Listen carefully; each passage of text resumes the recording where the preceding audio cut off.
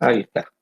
Ahí estamos arrancando con la grabación de esta clase de hoy, que vamos a hacer una charla sobre promoción de la salud, historia natural de la enfermedad y esas cosas. Va a ser corta, porque no es un tema que dé para mucho, tienen alguna documentación ahí, así que vamos a tratar de que no sea, ahora vamos a hacerla rápido. Así que tengo que ir a presentar, vamos a compartir la pantalla como corresponde, así estoy presentando la pantalla, y me falta abrir el PowerPoint, muy bien, acá le ponemos desde el principio, bueno, supongo alguna hable y dígame si está viendo el PowerPoint, por favor, así va a hablar el cohete, abre el micrófono y diga veo, vemos, hola, 1, 2, 3 probando.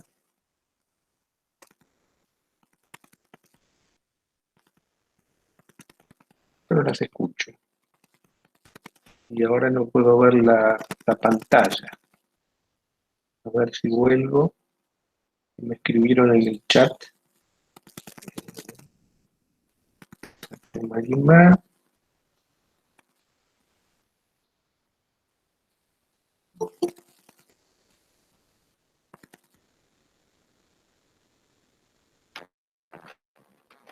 Se ve. Lo del ruido puede ser la lluvia, porque estoy con auricular, no puedo hacer más silencio que ese. Así que, bueno, vamos a empezar con esto, tratar de arrancar. El tema de hoy, que es el que ustedes tienen en cartelera, es el de historia natural de la enfermedad, que es lo que uno siempre se pregunta qué es. Entonces, las enfermedades tienen dos formas de comportarse. Una es si nadie hace nada, es lo que llamamos la historia natural de la enfermedad. Es decir, es lo que pasa con una enfermedad, no en una persona o en un animal, sino la evolución natural, que eso va a tener a través del tiempo, de los años, y de muchos años. Esto es, si es una enfermedad que aparece y se expande, si es una enfermedad que tiene picos, si es una enfermedad estacional, si es una enfermedad que a través de los años sufre modificaciones, si aparece o si no aparece, o si reaparece. Bajo esto porque creo que debemos tener a alguien más tratando de entrar. Sí, esto me genera un problema. Esto va a salir medio alterado. Así que volvemos acá con esto. Perdón, pero tengo que salir de pantalla para darle ingreso al que está. Así que estamos con la historia natural de la enfermedad, que entonces es cómo funciona a través del tiempo una enfermedad en una población o en muchas poblaciones. Entonces, en esta época del coronavirus, no hay mejor ejemplo que poner el del coronavirus, de historia natural de la enfermedad. Acá elegí la curva de Brasil, el efecto Bolsonaro, es decir, qué es lo que pasa con una enfermedad a través de su historia natural. Y Brasil es la historia natural porque no han hecho nada para controlarla. Entonces la enfermedad vemos que aparece, llega a un territorio y empieza a multiplicarse porque es su evolución natural. Uno contagia a 4, 4 a 8, a 16 y así se va multiplicando y va aumentando. ¿Qué podríamos prever en la historia natural de esta enfermedad? ¿Que esto va a seguir así? No. Obviamente la historia natural de la enfermedad va indicando que en algún momento se van a acabar los susceptibles y la curva se va a estabilizar o va a empezar a bajar sola, porque ya se han infectado todos los susceptibles posibles y empieza a disminuir la cadena de contagio. Entonces la historia natural de la enfermedad nos muestra cómo se comporta esa enfermedad si nadie hace nada. Y si alguien hace algo, esto es porque introducimos una vacuna, porque introducimos un programa de control, porque establecemos nuevas medidas de prevención, entonces esa historia natural de la enfermedad se va a ver alterada por la acción específica del hombre. Aquí tenemos la curva en Argentina, donde hay un efecto de haber hecho la cuarentena, entonces ahí tenemos que en un momento hay suspensión de eventos, después hay suspensión de clases, donde la ligamos todo, y después tenemos la cuarentena. Entonces vemos que eso ha modificado la expectativa normal de la enfermedad, lo que hubiera ocurrido si no hacíamos nada.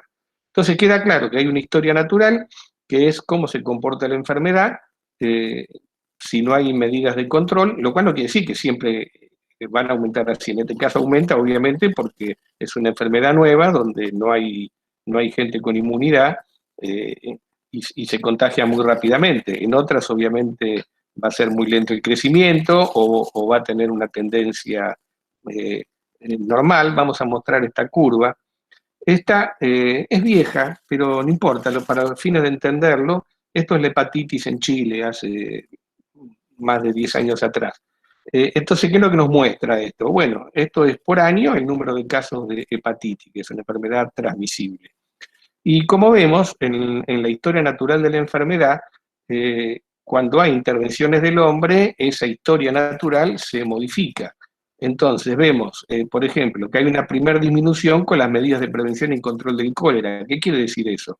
En Sudamérica se reintrodujo el cólera, y eso generó como ahora con el COVID, una gran actividad de todas las personas, porque había mucho miedo al cólera, y una mejora en las condiciones de higiene. Había jabón en las escuelas, todos nos empezamos a cuidar, hubo limpieza. Entonces, a partir de eso, como la hepatitis se controla de la misma forma, esta transmisión ano-mano-boca, entonces disminuyó el número de casos. Luego vemos que vuelve a su historia natural. Cuando pasa el miedo y el cólera y la gente se olvida de las medidas de prevención, vemos ese pico ahí de 1072, porque en realidad volvió a su historia natural, que había sido modificada por esas medidas de control.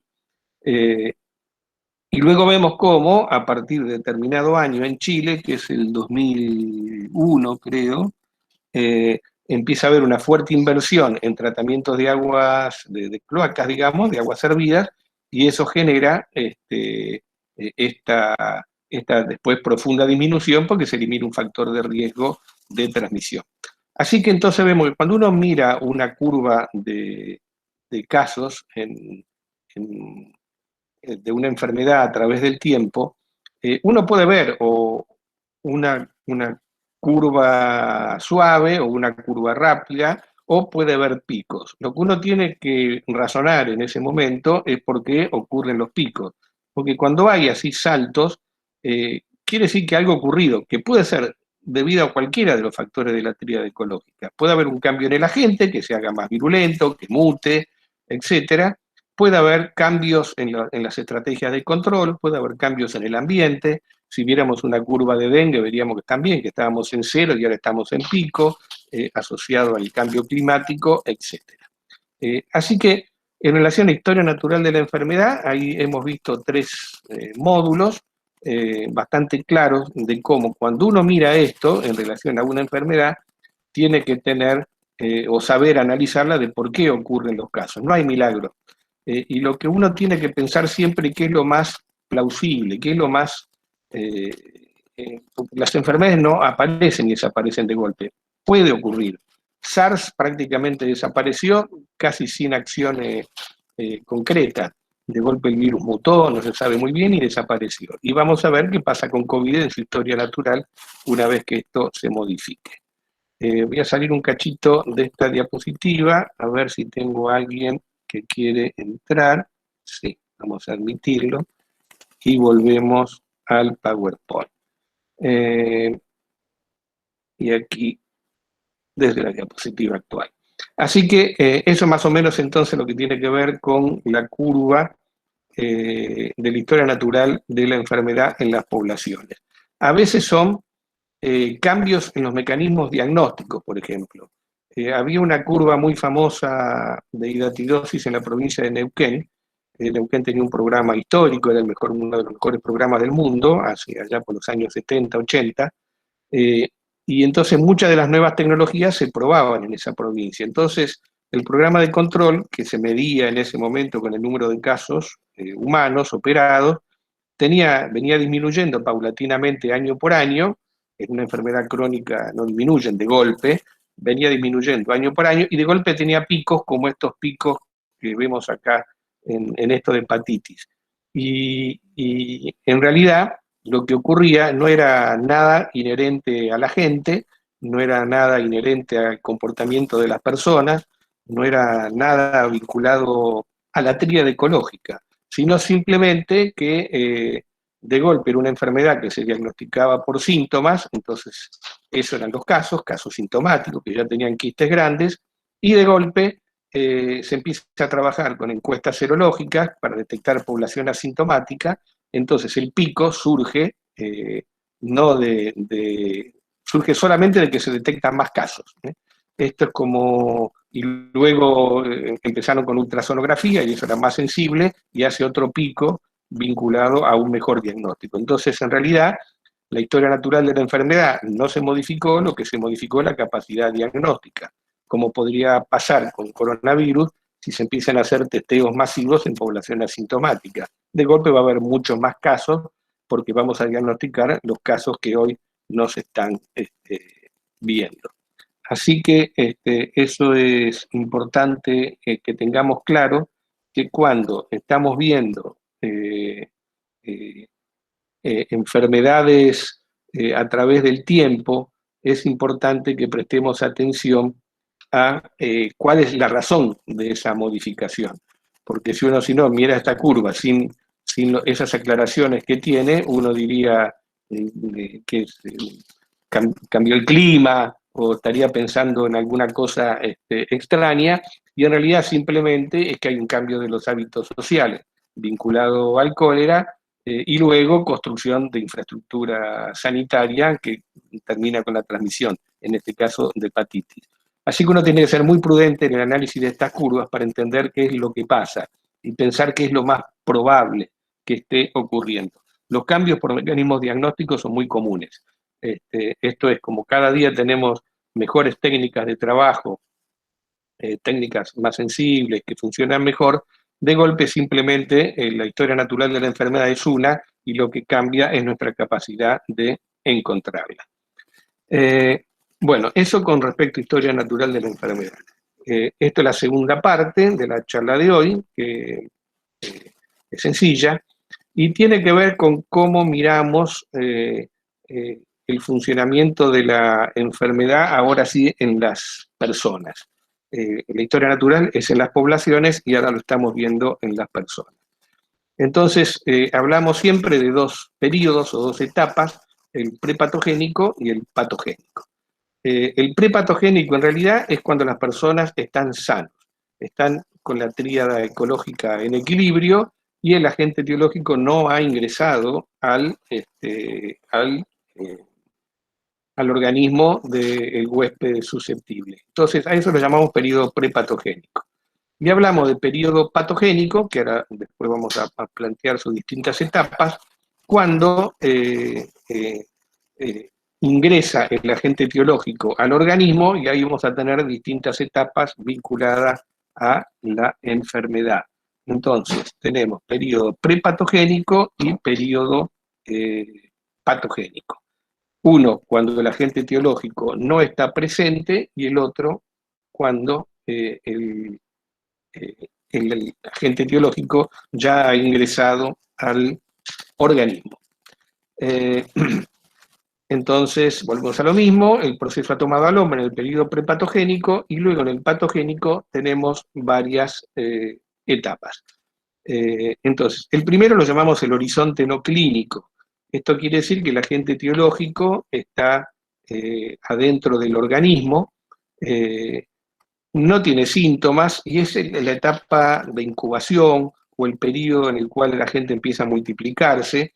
Inclusive en muchos de estos casos, que llamamos patogenia temprana, ni siquiera es diagnosticable en algunos casos, porque tiene que pasar unos días para que haya respuesta inmune a la enfermedad. Sabemos, por ejemplo, con coronavirus, que lo uso ahora como ejemplo, porque todos estamos atentos a eso, que si uno hace el PCR muy temprano, le va a dar negativo, porque tarda unos días en hacerse positivo. No es automático que ingresa el coronavirus al organismo y automáticamente el PCR da positivo. Como PCR busca partes o restos de ácido de ARN, requiere una cierta multiplicación para que el PCR lo diagnostique.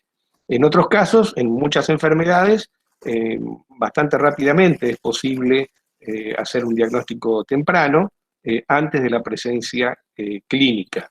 Pero no es automático, hay distintos periodos de tiempo que son importantes considerar. En hidatidosis, ustedes saben que el agente etiológico va a ingresar al organismo para formar un quiste hidatídico. Puede haber una respuesta inmune temprana, pero si no, en general el quiste tiene que crecer bastante, tiene que haber contacto entre el líquido hidatídico y la sangre para que haya respuesta inmune, por ejemplo. Entonces, si buscamos a través de una prueba serológica, podemos encontrar muchos pacientes con quistes que todavía no tienen síntomas porque es muy pequeño, pero no tenemos forma de diagnosticarlo serológicamente hasta que no haya una microfisura y haya contacto entre antígenos y con la sangre y se formen anticuerpos. Luego tenemos una etapa entonces en la que la enfermedad la podemos reconocer precozmente, donde tenemos los primeros síntomas, muchas veces síntomas inespecíficos. Luego tenemos la enfermedad avanzada con toda una sintomatología florida y finalmente la convalescencia, que es la remisión de la enfermedad, que termina en los resultados conocidos. O la persona se recupera o se transforma en un enfermo crónico. Hay muchas patologías que la cura no es tal. Podríamos hablar de Chagas, por ejemplo, en la cual se transforma en un paciente crónico, en la cual el parásito queda alojado allí, por ejemplo, en el corazón o en el colon, y va a quedar ahí, no es tratable, por lo tanto es un enfermo crónico que va a convivir con su portador. Esto es triquina también, triquina se inserta en los músculos, ahí es inmune a los ataques con antiparasitarios. A la larga probablemente el organismo logre matar esas larvas, pero va a generar calcificaciones y se puede transformar en un paciente crónico donde la enfermedad esté presente durante mucho tiempo. Algunas patologías dejan incapacidad y obviamente algunas dejan la muerte.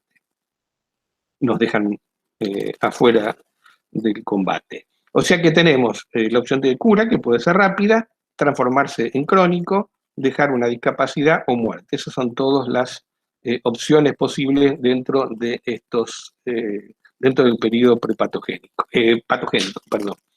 Entonces, si lo vemos ahora en un gráfico, vemos que hay un horizonte clínico en el cual en la primera etapa del periodo, digamos, a la izquierda, vamos a tener lo que es el periodo prepatogénico, obviamente, equilibrio agente, huésped y ambiente, y luego pasamos acá al amarillito, a la derecha, en la cual vamos a tener desde el momento que ingresa el agente etiológico, un periodo de incubación o de latencia, donde puede haber distintos tipos de cambios en el organismo, histopatológico o diseminación, muchas opciones, y donde el agente etiológico va ocupando espacios dentro del huésped y enfrentando los mecanismos defensivos del organismo, ¿no? Obviamente.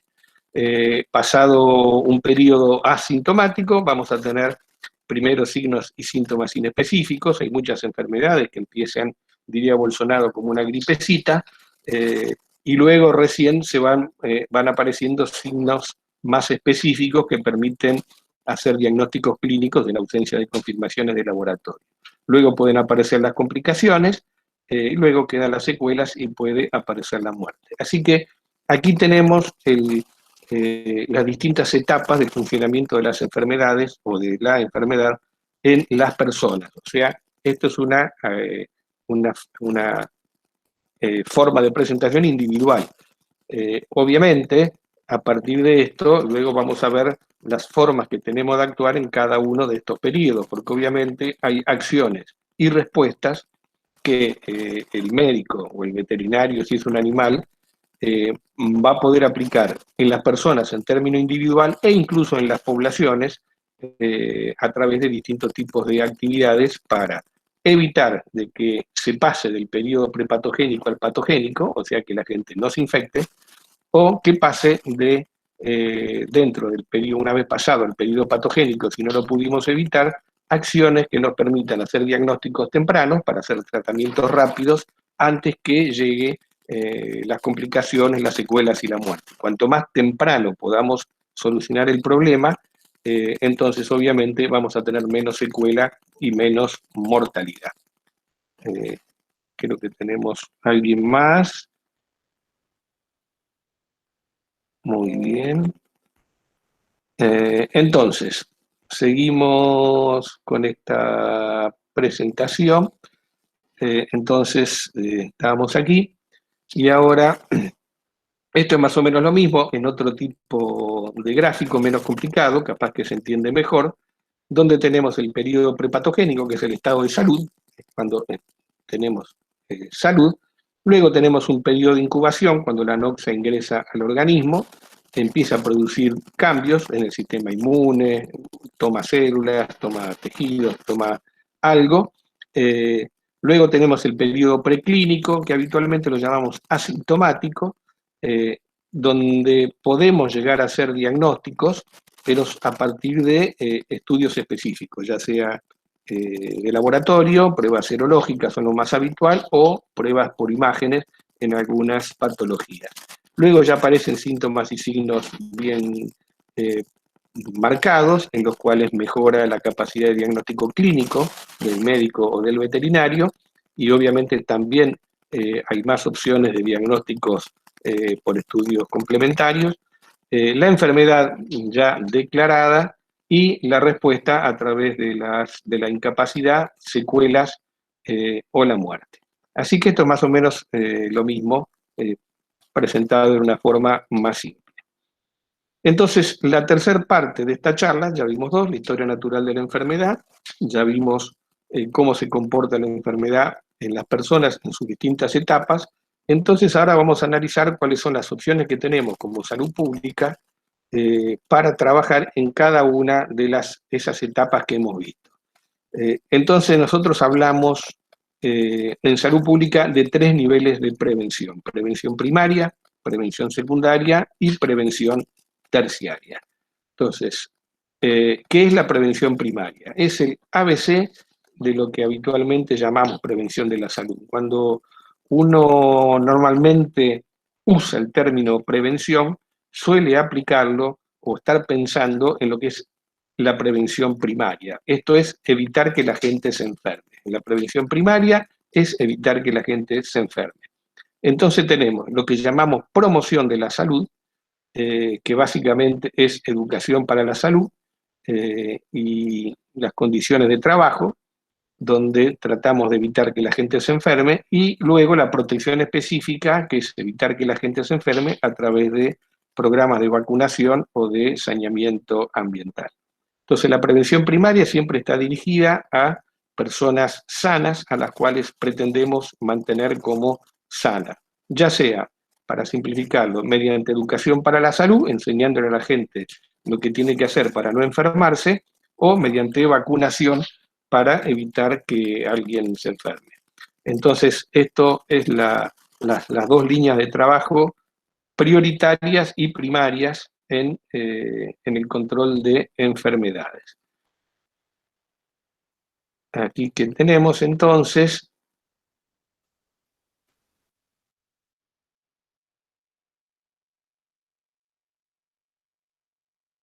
algunas opciones que tenemos de prevención, que tiene que ver con acciones que podemos hacer, ¿no? Es decir, desde vacunar a las personas, que tiene que ver con todo lo que hacemos en salud pública como medida de prevención. El examen médico preventivo, lo que la mamografía en la mujer, el control o análisis de próstata en el hombro, el control serológico para ver cómo estamos de enzimas hepáticas cada tanto, control de diabetes, o sea, ver cómo estamos con azúcar, todo eso que tiene que ver con prevención específica. La otra cuestión, como por ejemplo las dietas, es decir, todo lo que hacemos mejorando la educación para la salud, destinado a generar cambios de hábito en las personas. Todo esto está dentro entonces de la prevención primaria, más allá de las vacunas, que además están. Entonces recuerden siempre, porque estas son preguntas claras: prevención primaria, educación para la salud, por un lado, y por el otro lado, vacunación. O sea, son 2 cosas que estamos haciendo en gente sana. Luego tenemos la prevención secundaria. La prevención secundaria ya está destinada a gente que ha entrado en el periodo patogénico. Entonces aplicamos otro tipo de medidas porque ya el agente etiológico ha ingresado al organismo. El primero, muy común, porque realmente los programas de control de enfermedades tienen soportes importantes en estas cosas, es el diagnóstico precoz. ¿Qué quiere decir el diagnóstico precoz? Donde hacemos búsqueda activa de casos vinculado a el diagnóstico en situaciones patogénicas. O sea, perdón, ponemos acá. Entonces, este diagnóstico precoz destinado a la búsqueda activa de casos, entonces, ¿por qué hacemos eso? El elemento fundamental del diagnóstico precoz es que cuanto más temprano nosotros podemos hacer el diagnóstico, la enfermedad ha generado mucho menos daño y es mucho más fácilmente tratable o va a dejar menos secuelas o menos mortalidad. Entonces, si lo vemos en hidatidosis, si uno deja crecer un quiste hidatídico, va a destruir el hígado, se va a solucionar con una cirugía, que la persona va a estar 30 días en el hospital, etc. Y con muchos y floridos síntomas clínicos. En el diagnóstico precoz, nosotros buscamos hacer el diagnóstico cuando el quiste es muy pequeño, que tiene 1 centímetro, 2 centímetros, y no ha generado ningún síntoma ni ningún problema de salud. Eso permite, por ejemplo, que lo tratemos con drogas o permite hacer una cirugía que va a ser muy benigna, porque no es lo mismo sacar una masa quística de 30 centímetros y 5 litros que sacar una masa de 2 centímetros de diámetro. Entonces, el objetivo del diagnóstico precoz es mejorar el pronóstico del paciente a través de justamente hacer un tratamiento oportuno. Normalmente hablamos de diagnóstico precoz y tratamiento oportuno o tratamiento también precoz. Por eso muchos de los programas de control que manejamos tienen búsqueda activa de casos. ¿Qué quiere decir eso? Que no estamos esperando la aparición de síntomas, sino que salimos a buscar casos en la comunidad. ¿Cómo se hace eso? Con screening, con estudios transversales, que hemos estado viendo. Entonces, un estudio transversal es tomar una comunidad, hacerle, por ejemplo, como hemos hecho el año pasado en Ramos Mejía y Ñorquinco, se le hace ecografía a toda la población de forma tal de encontrar todos los quistes hidatídicos que están en una comunidad. ¿No? Podría ser ahora con coronavirus, cuando salen a hacer búsqueda de asintomáticos que empiezan a hacer no los testeos de PCR, sino testeos en búsqueda de IgG, sacándole sangre a todos los asintomáticos en la estación del tren o en cualquier lado. Hacemos búsqueda activa de casos. ¿Será para curar o será para prevenir complicaciones, como les dije, para hacer tratamientos rápidos que limiten también la incapacidad? Eventualmente, también obviamente entra el tratamiento. Si yo hago tratamiento con albendazol para eliminar el quiste hidatídico, estoy haciendo prevención secundaria. Y finalmente, la prevención terciaria, que básicamente se dirige hacia la rehabilitación. Esto es, una vez que la enfermedad ha pasado, en esa última etapa en la cual la persona cursó la enfermedad, pero ha quedado con secuelas, pero ha quedado viva, entonces la prevención terciaria trabaja sobre la rehabilitación de la persona. Así que ahí tenemos las 3 etapas de la prevención, en una serie filosófica que empieza con la historia natural de la enfermedad y el análisis de cómo se modifica esa historia natural por acciones del hombre o por acciones del clima o por cualquier alteración de la tríade ecológica. Luego tenemos como una vez que se declara la enfermedad, esa enfermedad tiene etapas en las personas, a lo que llamamos el horizonte clínico, que incluye todas las etapas vinculadas al periodo patogénico, y finalmente las acciones específicas que hacemos desde salud en función de cada uno de esos periodos. En la prevención primaria, en el periodo prepatogénico, y la prevención secundaria en el periodo patogénico inicial, asintomático, y la prevención terciaria en el último periodo, cuando tratamos de rehabilitar a las personas. Aquí les puse esto como un ejemplo que está vinculado a hidatidosis. porque también es un ejemplo, entre otras cosas, porque es una zoonosis prevalente en la provincia de Río Negro. Entonces, y que también tiene que ver con una definición de equipo de salud. Como también lo habrán visto los que llegaron a ver la charla de COVID, que también la tienen grabada, como de golpe lo que funciona son los equipos de salud y no una profesión específica. Entonces, aquí en hidatidosis la prevención primaria está dada por el agente sanitario que es un personal profesional, no profesional, perdón, que vive habitualmente en las áreas rurales o a veces en las áreas urbanas y que hace visita domiciliaria. Y su función es la educación sanitaria y su función es repartir pastillas para control de la hidatidosis. Son dos cosas que hace el agente sanitario. El docente también hace prevención primaria cuando hace educación sanitaria en la escuela, y el veterinario hace prevención primaria también cuando hacemos, por ejemplo, estudios de infección en perros o hacemos trabajo en el matadero para evitar que los perros se infecten o que escapen vísceras. Luego la prevención secundaria, en el caso de hidatidosis, es totalmente médica, en la cual vamos a tener un médico generalista que lo entrenamos en hacer diagnóstico ecográfico, o sea, un médico rural. Este se dedica a detectar pacientes mediante catastros ecográficos, abarcando a toda la población. Y finalmente la prevención terciaria, que también la hace el médico generalista, eh, que, eh, que básicamente se va a basar en el tratamiento antiparasitario con albendazol. Y finalmente la cirugía y la rehabilitación. Así que acá tenemos un esquema que funciona con todo el equipo de salud trabajando y cada uno en su nivel de prevención primaria, secundaria o terciaria. Creo que aquí tenemos algunos ejemplos. Hay veterinarios haciendo prueba de arecolina que se hacía antes. Esto es prevención primaria. Estamos desparasitando perros para que no infecten a las personas. Aquí tenemos enseñanza de lavado de manos en jardines, también para evitar que la gente se enferme, una acción específica de prevención primaria, promoción de la actividad física, otra acción de prevención primaria, inmunizaciones, como una actividad de prevención primaria, para, en este caso casi con seguridad que es gripe. Aquí tenemos ya prevención secundaria, búsqueda activa de casos, en este caso por ecografía, que nos permite hacer un diagnóstico precoz para luego hacer un tratamiento oportuno. Muchas veces se usa serología en muchas enfermedades. Esto es bastante común, la búsqueda activa de casos mediante serología. Y finalmente llegamos a la cirugía como la última etapa de esto.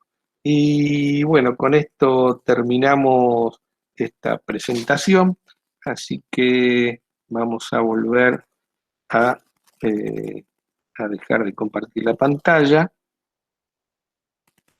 Aquí estamos. Muy bien.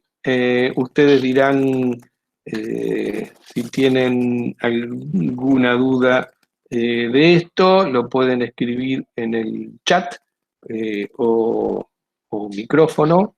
No sé si alguien escribió algo, no veo nada. La interferencia espero que no haya molestado mucho, pero debe ser la lluvia. ¿Alguna consulta de esto?